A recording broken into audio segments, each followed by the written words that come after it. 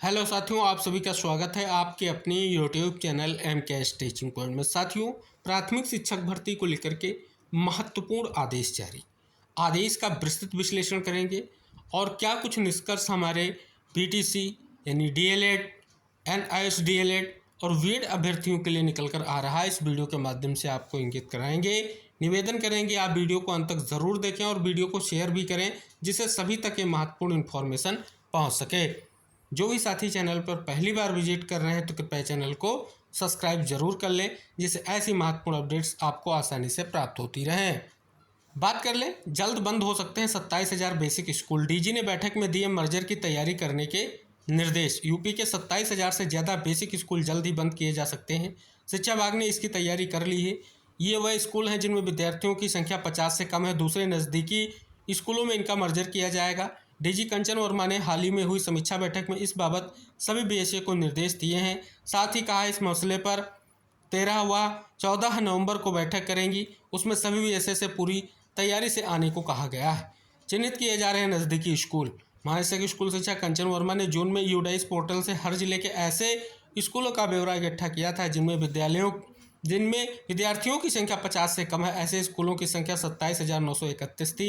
उसके बाद सभी जिलों के बीएसए को यह ब्यौरा भेजकर स्थिति पर खेद जताया था। साथ ही स्कूलों से इस पर स्पष्टीकरण मांगने के निर्देश दिए थे। डीजी के निर्देश पर ही सभी बीएसए ऐसे नज़दीकी स्कूल चिन्हित कर रहे हैं जिनमें 50 से कम बच्चों वाले स्कूल मर्ज किए जा सकते हैं। डीजी ने 23 अक्टूबर को शिक्षा विभाग की समीक्षा बैठक की थी। मीटिंग मिनट्स में साफ तौर पर स्कूलों के संविलियन को लेकर के कार्य योजना बनाने की बात कही गई। हालांकि इस संबंध में कंचन वर्मा का कहना है कि 50 से कम बच्चों वाले स्कूल का ब्यौरा सिर्फ इसलिए जुटाया जा रहा है ताकि यह देखा जा सके कि कैसे इन स्कूलों की परफॉर्मेंस में सुधार किया जा सकता है। क्या है नियम दूरी का? राइट टू एजुकेशन के अनुसार 1 किमी की परिधि में एक प्राइमरी स्कूल और 3 किमी की परिधि में एक अपर प्राइमरी स्कूल होना चाहिए। यह नियम इसलिए बनाया गया था ताकि किसी भी बच्चे को स्कूल से दूरी के कारण शिक्षा से वंचित ना रहना पड़े। स्कूलों का मर्जर हुआ तो इस नियम का उल्लंघन होना तय है। तो जैसा कि फाइनली आपने देखा, एक महत्वपूर्ण आदेश है जो डीजी मैम के माध्यम से दिया गया है।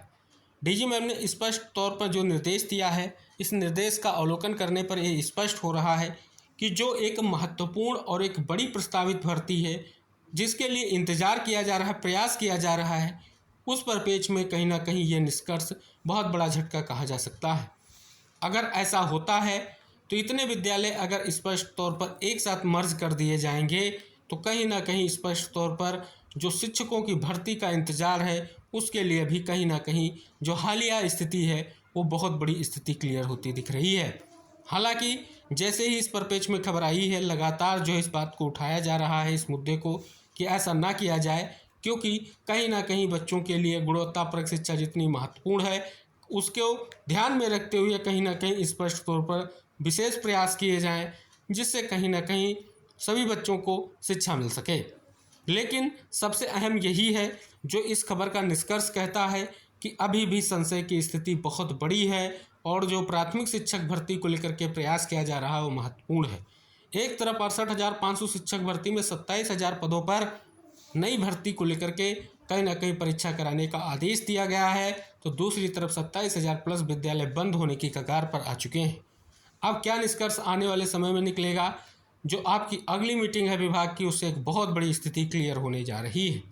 दूसरी तरफ आप सभी को पता है कि हमारे जो बीटीसी यानी रेगुलर डीएलएड के साथी हैं वो लगातार प्रयास कर रहे हैं कि जल्द से जल्द भर्ती प्रक्रिया के परिप्रेक्ष्य में निर्णय लिया जाए और जल्द से जल्द जो प्रस्तावित भर्ती उसके लिए विज्ञप्ति जारी की जाए, क्योंकि आप सभी को पता है एक लंबे इंतजार के बाद प्रयास है कि अभी तक भर्ती को लेकर के स्थिति क्लियर नहीं हुई है। दूसरी तरफ हमारे एनआईएस डीएलएड साथियों के लिए भी ये बहुत बड़ी खबर है, क्योंकि उनका भी प्रयास जारी है और 5 नवंबर उनके लिए एक बहुत बड़ा दिन है, क्योंकि सुप्रीम कोर्ट में जो पहले फैसला आया था उस फैसले पर समीक्षा याचिका दाखिल की गई थी, वो एक्सेप्ट हो चुकी है और उस पर सुनवाई होने जा रही है। आप सभी को पता है कहीं ना कहीं स्पष्ट तौर पर जो महत्वपूर्ण भर्ती के दृष्टिकोण से अगर आप देखेंगे तो उत्तर प्रदेश की प्राथमिक शिक्षक भर्ती, बिहार की आपकी TRE 4 भर्ती, ये ऐसी भर्तियां हैं जिनके लिए बहुत सारे हमारे साथी उम्मीद लगाए बैठे हैं कि उनको कहीं ना कहीं भर्ती में मौका मिले। तो इस प्रकार से आप सभी लोगों के लिए महत्वपूर्ण निष्कर्ष है। हालांकि हमारे बीएड साथियों के लिए कहीं ना कहीं अब प्राथमिक शिक्षक भर्ती में मौका नहीं मिलेगा, क्योंकि 11 अगस्त 2023 को सुप्रीम कोर्ट के फैसले का अनुसरण अगर आप करेंगे तो अब बीएड जो है प्राथमिक शिक्षक भर्ती के लिए एलिजिबल नहीं है। लेकिन जिस प्रकार की स्थितियां वर्तमान में देखी जा रही हैं, कहीं ना कहीं बहुत बड़ी चुनौती आने वाली भर्तियों के दृष्टिकोण से उत्पन्न हो रही है। फाइनली आने वाले समय में क्या निष्कर्ष निकलेगा, महत्वपूर्ण रहेगा। सबसे पहला प्रयास यही होगा कि हमारे NISDLED साथियों के लिए कोर्ट से इस बार वो फैसला है जिसका वो बेसब्री से इंतजार कर रहे हैं। हालांकि जो फैसला होगा कोर्ट का होगा, उस फैसले का कहीं ना कहीं सभी को अनुपालन करना होगा, लेकिन कहीं ना कहीं उम्मीद है, विश्वास है कि इस बार जो है फैसला अभ्यर्थियों के दृष्टिकोण से महत्वपूर्ण रहेगा। दूसरी तरफ आप सभी को पता है, अगर हम बात कर ले, जो BTC यानी रेगुलर DLED के छात्र हैं, कई वर्षों से इंतजार कर रहे हैं, लेकिन अभी तक निष्कर्ष नहीं निकला है। और भर्ती का जो इंतजार है, आई होप जल्द समाप्त हो और जल्द स्थितियां क्लियर हो। इसी उम्मीद के साथ आप सभी से निवेदन करेंगे, आज की इस महत्वपूर्ण खबर को सभी साथियों तक शेयर कर दें, क्योंकि अब आप सभी को प्रयास और कहीं ना कहीं इस प्रकार की स्थितियों से भी गुजरना होगा, प्रयास करना होगा, जिससे कहीं ना कहीं स्पष्ट तौर पर अगर विद्यालय बंद होंगे तो सीधा उसका असर जो है प्राथमिक शिक्षक भर्ती पर होगा। आप सभी को पता है 68,500 शिक्षक भर्ती के 27,000 पदों पर लगभग जो है भर्ती परीक्षा आयोजित कराते हुए कहीं ना कहीं चयन करने का निर्देश दिया गया है, लेकिन अभी उस पर विभाग और सरकार ने कोई निर्णय नहीं लिया है। दूसरी तरफ विद्यालय बंद होने की लगातार खबरें आ रही हैं, क्योंकि जो पद हैं उन पर 2 माह में परीक्षा कराने का निर्देश दिया गया था।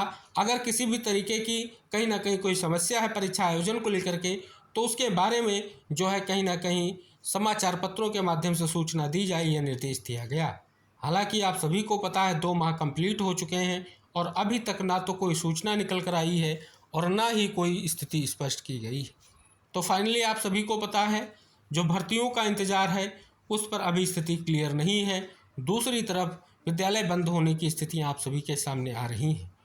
तो अब जो ये कहीं ना कहीं महत्वपूर्ण जो खबर है, अब इस पर पेज में जो आगे आपकी बैठक होने जा रही है तो वो कहीं ना कहीं महत्वपूर्ण रहेगी।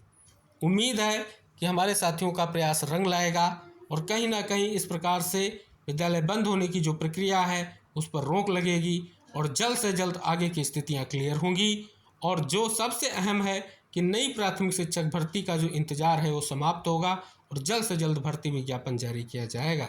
तो आई होप इन सभी महत्वपूर्ण इन्फॉर्मेशन को आप जरूर शेयर करें, जिससे सभी हमारे साथियों तक ये महत्वपूर्ण इन्फॉर्मेशन पहुंच सके।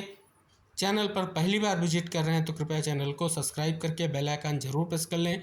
ऐसी महत्वपूर्ण अपडेट्स हम आप तक शेयर करते रहेंगे जो आप सभी लोगों के लिए महत्वपूर्ण है। तो मिलते हैं नेक्स्ट अपडेट के साथ, तब तक के लिए बाय बाय, टेक केयर साथियों।